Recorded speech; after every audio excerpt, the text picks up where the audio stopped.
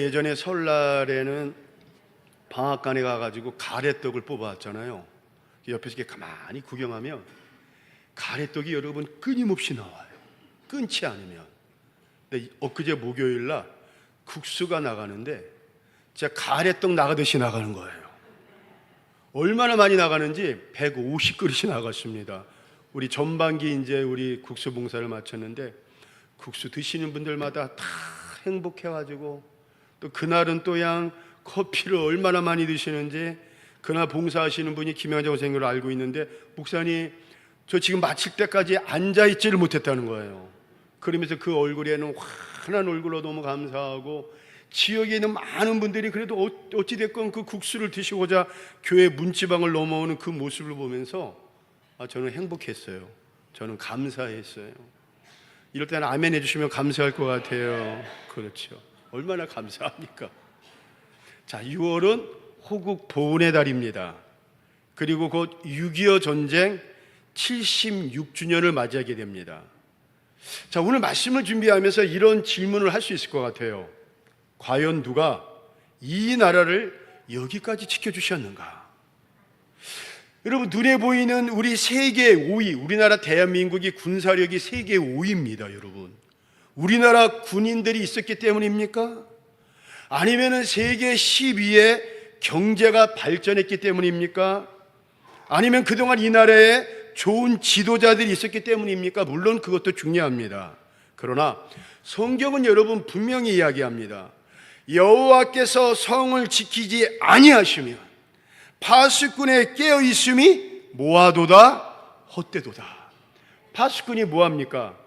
밤새도록 성벽 높은 위에 올라가가지고 앞에서 저기 오나 뒤에서 저기 오나 동서남북에서 저기 오나 아주 눈을 부릅뜨고 살펴야 돼요. 다시 말해 여러분, 한순간도 긴장을 늦출 수가 없습니다. 얼마나 애쓰고 얼마나 수고를 합니까? 그러나 여러분, 그렇게 수고하고 그렇게 애쓰고 그렇게 노력한다 할지라도 물어보겠습니다. 누가 지켜주시지 아니하시면, 하나님이 지켜주시지 아니하시면 그 모든 수고가 헛될 수가 있다는 거예요. 그렇습니다. 결국 여러분, 나라를 지켜주시는 분 우리의 하나님이십니다. 이 나라의 대한민국을 지켜주신 분도 여호와 하나님이십니다. 미국의 유명한 역사학자 데이비드 맥컬로드라는 사람이 있는데 이 사람이 그 트루먼이라는 책에서 이렇게 이야기했습니다. 역사는 인간이 만드는 것 같지만 결국 하나님의 손길을 벗어날 수가 없다는 것입니다. 이 세상 역사를 자세히 들여다보면 인간의 생각을 뛰어넘고 인간의 상식과 이성을 뛰어넘는 하나님의 섭리가 분명히 있었다는 겁니다. 그런데 여러분, 우리나라의 대한민국 역사도 마찬가지입니다. 1950년 6월 25일 새벽 북한의 기습 남침으로 전쟁이 시작이 되었을 때 우리나라 대한민국은 너무나 약한 나라였습니다. 국군의 숫자도 부족했고 무기도 부족했고 경제는 여러분 뭐 말할 것도 없었습니다. 그 당시 외국 언론과 군사 전문가들에 의하면 대한민국이 얼마 버티지 못할 것이라고 예상했습니다. 그들의 말처럼 서울은 순식간에 함락이 되었고 국군과 피난민들은 낙동강까지 밀려나갔습니다. 저희 부모님도 마찬가지. 저희 부모님도 저희 할머니, 그 다음에 우리 할아버지, 저희 아버지 형제가 12이었습니다. 그 12를 다 데리고 천안까지 내려갔다고 제가 들었습니다. 여러분, 얼마나 많은 어려움이었습니까? 정말 한 나라가 없어질 수 있는 절체절명의 위기의 순간이었습니다. 그런데 여러분, 어떻게 되었습니까? 그 모든 예상을 깨고 대한민국 살아남았습니다. 그리고 그 전쟁의 폐허 속에서 다시 일어났습니다. 그것도 세계가 놀라는 경제 성장을 이루었습니다. 여러분, 원조를 받던 날이었습니다. 밀가루를 원조를 받고 사탕을 원조 받고 우리나라가 만들 수 있는 게 아무것도 없었습니다. 근데 이제는요, 우리나라가 정말 잘 사는 나라가 뭐가 잘 사는 나라냐면요, 우리나라가 세계 곳곳 130여 개국의 나라에 여러분 공적 개발 원조를 하는 나라인데 1년에 얼마를 원조하냐면요 6조 원을 원조를 합니다. 이게 여러분 굉장히 여러분 우리나라가 잘 사는 나라라는 거예요. 우리나라 5,000년 역사상 1년에 6조 원을 그렇게 지원했던 그런 적이 없습니다. 그런데 지금 우리나라 대한민국이 6조 원을 130여 개국에다가 원조를 하고 있습니다. 어디 그뿐입니까? 선교를 받던 나라가 세계 곳곳에 선교사를 파송을 하는데 선교사 파송 세계 2위의 나라가 되었습니다. 여러분, 이거는요 단순히 사람의 힘만으로 가능했겠습니까? 아닙니다. 우리는 믿습니다. 대한민국을 여기까지 지켜주시는 분 여호와 하나님이십니다. 수많은 위기의 순간마다 하나님께서 이 민족을 붙들어 주시고 인도해 주시고 지켜주셨다는 것입니다. 그래서 다윗은 이렇게 고백합니다. 시편 20편 7절 한번 읽어보겠습니다. 시작. 어떤 사람은 병거, 우리는 여호와 우리의 하나님의 이름을. 여러분, 세상은요 군사력을 자랑합니다. 요새 우리나라가 굉장히 여러분 탱크 포 K 포 21 하여튼가 군함, 얼마 전에 제가 뉴스를 봤습니다. 아랍에미레이트에서 그 우리나라가 만든 무기를 살려고 그 거대한 수송기 2대를 아예 대기시키고 있는 거예요. 만들자마자 그 무기를 가져가려고 여러분 아주 줄 서서 기다렸다고 합니다. 세상은 여러분 경제력을 자랑합니다. 이제는 세계 12위의 경제 대국이 되었어요. 그럼 여러분 우리가 잘나서 이렇게 되었습니까? 아닙니다. 하나님을 자랑해야 돼요. 한 나라를 세우시는 분 하나님이십니다. 한 나라를 지켜주시는 분 여호와 하나님이십니다. 그러므로 오늘 우리는 특별히 여러분 이 나라를 저들의 목숨과 땀과 피로 지킨 순국 선열들의 희생과 그 사랑을 기억함과 동시에 그 모든 역사 가운데 보이지 않는 손으로 이 나라 대한민국을 지켜주시고 이 나라 대한민국을 보호해 주시고 이 나라 대한민국을 인도해 주신 하나님의 은혜를 우리는 기억해야 할 줄로 믿습니다. 여러분, 정말 하나님의 은혜입니다. 하나님의 은혜가 아니고서는 이 나라 대한민국 전쟁 이후에 70년의 역사를 설명할 수가 없다는 거예요. 시편 33편 12절 한번 읽어보겠습니다. 시작. 여호와를 자기의 하나님으로 삼은 나라 곧 하나님의 기업으로 선택된 백성은. 그래서 여러분 나라의 진정한 복은 군사력도 아니요 경제력도 아닙니다. 하나님을 하나님으로 모시는 것입니다. 그런데 여러분 하나님을 하나님으로 모시는 가정 복이 있도다. 하나님을 하나님으로 삼는 기업과 나라 복이 있도다. 하나님을 하나님으로 삼는 백성 복이 있도다. 성경은 여러분 군사력이 강한 나라 복이 있도다 그렇게 말씀하지 않습니다. 경제가 부유한 나라가 복이 있도다 아닙니다. 과학기술이 발전한 나라가 복이 있도다 그렇게 말씀하지 아니하십니다. 성경은 분명히 말씀합니다.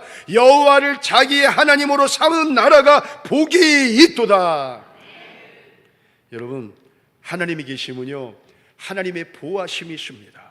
우리 하나님이 어떤 하나님이십니까? 말씀 한마디로 이 세상 모든 만물을 창조하시고 이 땅의 흙을 통해 가지고 우리 인간을 빚으시고 말씀 한마디로 홍해를 여시고 말씀 한마디로 여리고성을 무너뜨리게 하시고 오늘 일부 시간에 카이로스 색소폰 연주팀을 하는데 저는 들을 때 여리고성이 무너진 것 같은 그런 웅장함이 왕뜩이는 거예요. 일부에 아주 제가 카이로스 색소폰 연주팀을 통해서 얼마나 은혜를 받은지 몰라요. 이제는요 너무너무 잘합니다. 삑사리는 완전히 사라졌어요.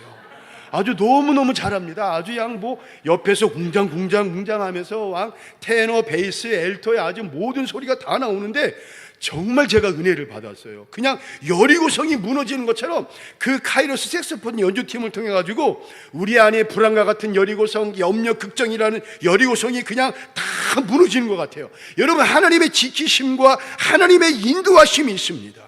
그래서 하나님의 계시면요 한 나라, 가정, 자녀들의 삶에 하늘에 소망이 있는 것입니다. 그래서 하나님이 있으면요 미래가 보이는 것입니다. 여러분 그런데 대한민국의 가장 큰 위기는요 경제 위기가 아닙니다. 안보 위기가 아닙니다. 언제부턴가 여러분 하나님을 잊어버리는 거예요. 그러나 반대로 이 나라 대한민국의 가장 큰 축복은 하나님께로 돌아오는 것입니다. 나라가 하나님을 하나님으로 모실 때, 교회가 하나님을 하나님으로 진정으로 모실 때, 어느 가정이 하나님을 하나님으로 진정으로 모실 때, 하나님께서 여러분 그 민족 붙들어 주시고, 그 가정 붙들어 주시고, 그 부모 붙들어 주십니다. 그래서 오늘 우리는 여러분 또 한 번 기억해야 돼요. 신명기 8장 17절 한번 읽어보겠습니다. 시작. 그러나 내가 마음에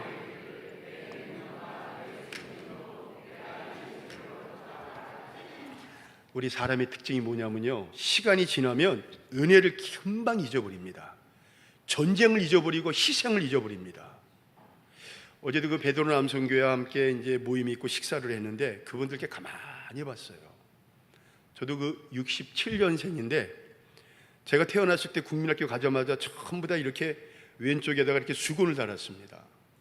못 닦으라고? 그쵸, 코가 무슨 코입니까 여러분? 하얀 코도 아니고 누런 코예요. 저도 내 생각해 보니까 누런 코 흘린 것 같아요 보니까. 그 코 닦으라고 여러분. 왜 이렇게 그 반에 공부하는 아이들 보면 누런 코를 이렇게 흘리는 아이들이 왜 이렇게 많습니까? 또 여러분 누런 코 맛있다고 또 빨아먹는 아이들도 있고, 누런 코 닦을 데가 없으니까 전부 다 여기다 닦아가지고 나중에 보면 여기가 반질반질해요. 학교 가면 여러분 머리에 이는 또 왜 이렇게 많습니까? 빈대는 또 여러분 집집마다 왜 이렇게 많습니까? 아침마다 여러분 일어나면요 빨간 그 빈대가 여러분 이렇게 살이 쪄가지고 뒤퉁뒤퉁 걸어가요. 밤새 여러분 피를 빨아먹은 거예요. 그렇게 어렵게 지냈습니다. 근데 베드로 남성교회 가만히 보니까 그분들 전부 다 50년생 아닙니까? 얼마나 고생했겠어요. 얼마나 힘들게 공부했겠어요. 여러분 누군가의 희생 잊지 말아야 돼요. 근데 우리 자꾸만 잊습니다. 기도를 잊습니다. 하나님의 은혜를 잊습니다. 그래서 여러분 하나님이 말씀하시는 거예요. 내 하나님 여호와를 기억하라. 오늘 우리나라 대한민국이 정말 여러분 조심해야 할 것이 이겁니다. 경제가 발전했다고 교만하면 안 됩니다. 기술이 발전했다고 하나님 떠나면 안 됩니다. 지금 뭐 반도체 여러분 얼마나 여러분 지금 호황입니까? 여러분 나라를 살리시는 분 하나님을 우리는 잊어서는 안 됩니다. 6.25 전쟁이 끝난 이후에 대한민국 여러분 모든 게 다 무너졌습니다. 거리에 거지가 얼마나 하십니까? 전쟁 고아들이 여러분 넘쳐났습니다. 먹을 게 없었습니다. 집도 없습니다. 무슨 공장이 있습니까? 희망도 보이지 않았습니다. 그런데 여러분 그 절망의 시대에 희망이 있는 곳이 있었습니다. 바로 교회가 희망이 있었습니다. 바로 그때 무릎 꿇는 성도들이 있었습니다. 새벽마다 교회마다 종소리 울리자마자 그 기도 시간에 맞춰와가지고 성도들이 그 캄캄한 새벽에 호롱불을 들고서 교회로 모여들며 눈물로 기도했습니다. 여러분 그분들의 기도 제목이 뭡니까? 하나님 이 민족을 살려주세요. 하나님 이 민족 다시는 전쟁이 없게 해주세요. 특별히 여러분 이 기도했습니다. 하나님 이 나라의 미래가 눈에 보기에는 안 보이는 것 같지만 하나님 이 나라의 어둠이 물러가게 하시고 없는 길로 새 길로 만드신 하나님, 이 나라의 대한민국의 미래를 열어 주시옵소서. 특별히 우리 부모들은 못 먹고 못 살고 가난했지만 우리 사랑하는 자녀들의 미래를 활짝 열어 주시옵소서. 배불리 먹게 하시고 잘 살게 하시고 건강 걱정 없게 해달라고 기도했더니만 우리 자녀들이 지금 얼마나 잘 먹고 잘 살고 있습니까? 여러분 그때 눈물로 기도했습니다. 저도 목사지만 그때는 여러분 나라와 민족을 위해 금식기도 하신 분들이 참 많았어요. 개인의 기도 제목도 있지만 여러분 나라와 민족을 위해 기도원에 가서 물어봐요. 왜 금식기도 합니까? 하나님께서 나라와 민족을 위해 금식기도 하라 하셔가지고 제가 기도원에 와서 금식기도 합니다. 그런 분들 많았습니다. 자신의 기도 제목도 있지만 나라와 민족을 위해 눈물로 기도하며 눈물로 기도한 것을 끝나지 않고 금식하라고 이 기도원에 보내주셨다고 그렇게 말씀하신 분들이 참 많았습니다. 근데 여러분 지금 어떻습니까? 저도 기도원에 가지만 매주 가보지만 여러분 금식 기도하는 분들 많지 않습니다. 저도 참 어떨 때는 금식 기도해야 되는데 참 힘들 때가 많습니다. 근데 더군다나 나라와 민족을 위해서 금식 기도한다 그런 분들이 없어요. 저도 말씀을 드리기 위해서 정말 많이 회개를 했습니다. 그때 눈물로 부르짖었습니다. 밤에는 철야 기도를 했습니다. 나라를 위해 기도하고 민족을 위해 기도했습니다. 당시 한국교회를 방문하던 외국인 선교사님이 이렇게 기록을 했습니다. 한국교회는 새벽에 깨어있는 교회다. 깨어 기도하는 교회다. 그런데 그 새벽에 부르짖는 저들의 눈물의 기도가 한국의 미래를 분명히 바꿀 것이다. 그렇게 예언했는데 여러분 정말 그렇게 되지 않았습니까? 그 눈물의 기도 결코 헛되지 않았습니다. 전쟁의 폐허 속에서 대한민국 다시 일어났고, 세계 최빈국 가운데 하나였던 나라가 세계 10위의 경제 대국이 되었고, 글도 모르고 학교도 부족했던 나라가 세계적인 교육 수준을 가진 그러한 나라가 되었고, 선교를 받던 나라가 이제는 세계 곳곳에 복음을 전하는 선교사를 파송하는 나라가 되었습니다. 예전에 이런 일이 있었습니다. 70년대 80년대 초까지만 해도 우리나라가 여러분 80년대 올림픽 이후로 잘 사는 나라 되지 않았습니까? 그전에는 여러분 대한민국을 잘 몰랐어요. 외교관들이 어디 가가지고 이렇게 좀 들어가야 되는데 발이 없는 거예요. 루트가 없어요. 근데 여러분 그 루트를 아시는 분 누군지 아십니까? 선교사님들이었습니다.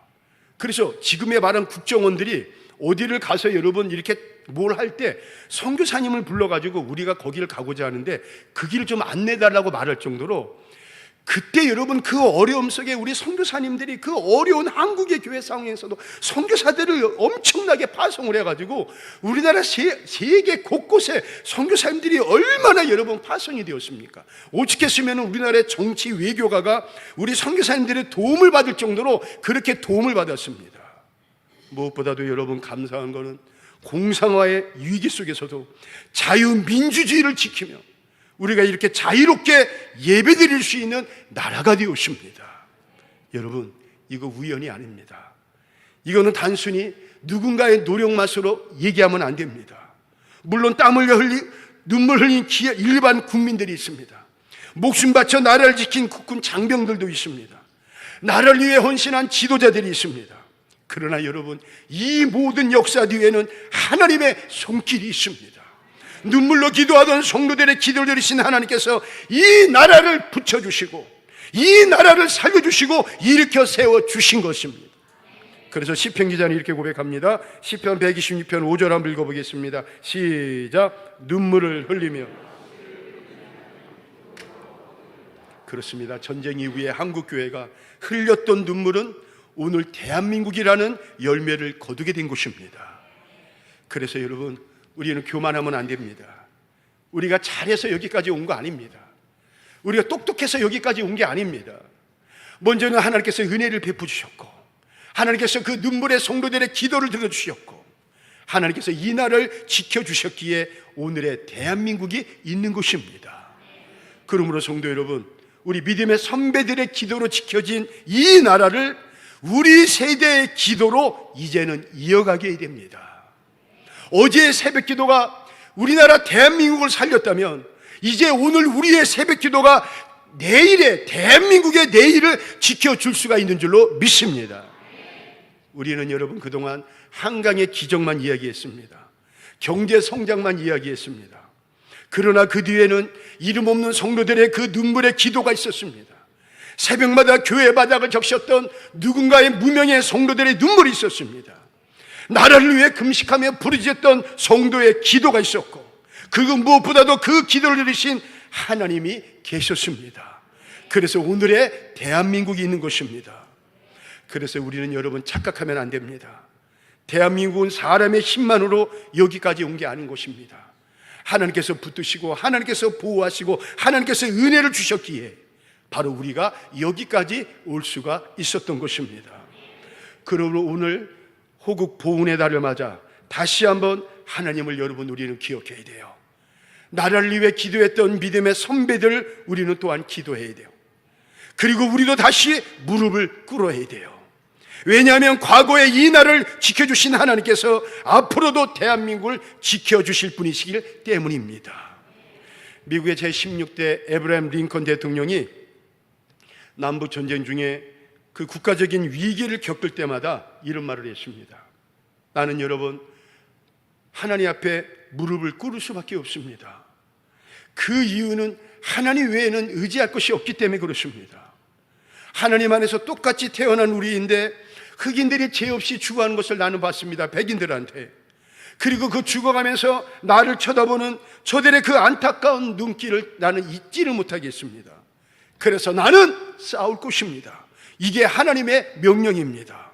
그리고 그 싸움의 진정한 도움자는 여호와 하나님이십니다. 그러면서 그 에브라함 링컨 대통령이 여러분 국가적으로 금식 기도일을 선포하고 본인도 금식 기도를 하고 국민들 앞에 하나님 앞에 회개하자고 외치지 않았습니까? 결국에 여러분 남북 통일을 이루고 흑인들의 인권이 회방되는 역사가 일어나지 않습니까? 사랑하는 성도 여러분, 우리 대한민국도 마찬가지입니다. 아까도 말씀드렸지만 우리가 잘 살아서 여기까지 온 게 아닙니다. 우리가 똑똑해서 여기까지 온 게 아닙니다. 우리가 강해서 여기까지 온 게 아닙니다. 전쟁의 그 폐허 속에서 오늘의 대한민국 있게 하신 분 우리 하나님이십니다. 개인의 인생도 하나님이 지켜주셔야 돼요. 가정도 하나님이 지켜주셔야 돼요. 우리 교회도 하나님이 지켜주셔야 돼요. 이 나라 대한민국 역시 하나님이 지켜주셔야 할 줄로 믿습니다. 특별히 여러분 나라를 위해 기도해야 돼요. 북한의 위협이 있습니다. 특별히 핵 위협이 계속되고 있습니다. 세계 경제는 지금 불안합니다. 이 나라 사회에도 정치와 이념으로 서로 분열되고 있습니다. 근데 무엇보다도 여러분 정말 심각한 게 뭡니까? 이 세상의 문화와 이 세상의 모든 것들이 자꾸만 하나님을 반하는 그런 문화와 그 모든 것들이 지금 퍼지고 있습니다. 그리고 지금 점점점 다음 세대가 하나님을 알려고도 하지 않고 하나님을 배우려고 하지도 않고 하나님을 점점점 모르는 그런 세대가 되어가고 있습니다. 지금 대한민국에 가장 필요한 것은 정치, 경제 아닙니다.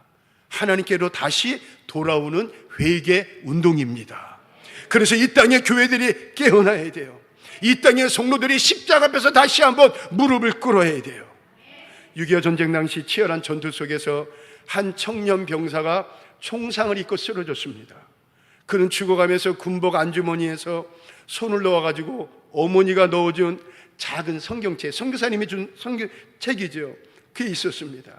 이 청년은 마지막 힘을 다해 성경을 가슴에 안고 이렇게 말했다고 합니다. 전해오는 이야기잖아요. 어머니, 제가 살아서 돌아가지는 못하지만 이 나라 대한민국은 살아야 합니다. 그리고 눈을 감았다고 합니다.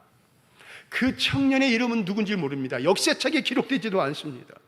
그러나 여러분, 오늘 우리가 이렇게 자유롭게 예배드릴 수 있는 이유는 그런 이름 없는 희생들이 있었기 때문입니다. 그리고 그 희생의 뒤에는 나라를 붙드시고 지켜주신 하나님이 계셨기 때문에 그렇습니다.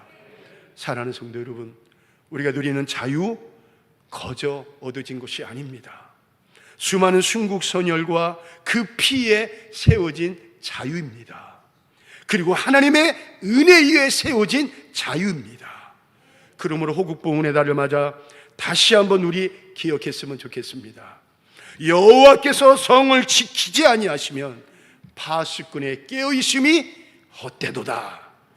대한민국을 여기까지 인도하신 하나님께 감사합시다. 나라를 위해 우리 더 많이 기도합시다. 무엇보다도 심각한 거 다음 세대에게 하나님을 향한 그 믿음을 온전히 물려줍시다. 그리고 끝까지 하나님을 의지하는 이 민족, 끝까지 하나님을 붙잡는 이 나라 대한민국, 끝까지 하나님 사랑하는 우리 새길교회, 저와 여러분 모두가 되기를 이 시간 주의 이름으로 축원을 드리겠습니다.